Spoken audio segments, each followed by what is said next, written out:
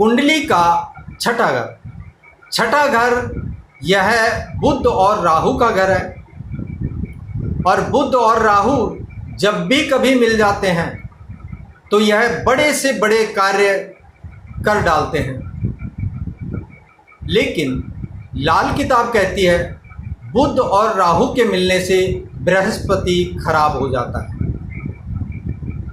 बुध एक कांच की बोतल के समान है और राहु उस बोतल में रोकी गई हवा के समान है, जो अपनी स्मेल, खराब स्मेल के कारण असली ऑक्सीजन की स्मेल को, असली ऑक्सीजन को ही समाप्त कर देती है, और जो खराब स्मेल है वह आती रहती है, वह राहु बन जाती है।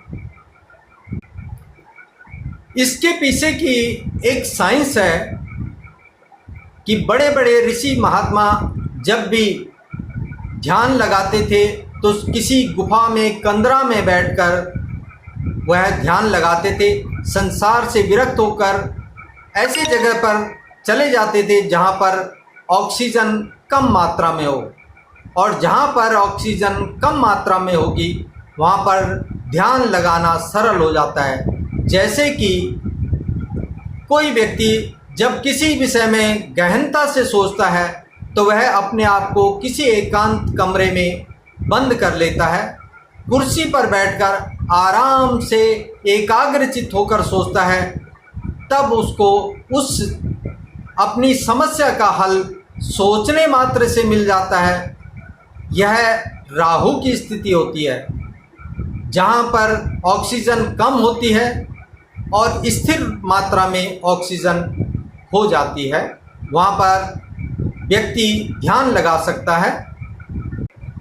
जहाँ पर भी ऑक्सीजन ज़्यादा होगी वहाँ पर ध्यान लगाना बड़ा मुश्किल हो जाता है। अगर तेज़ हवाएं चल रही हैं तो आप कभी भी वहाँ पर ध्यान नहीं लगा सकते। इसीलिए बच्चों को खिड़की दरवाजे बंद करके पढ़ाई के लिए एकांत कमरे में बिठाया जाता है।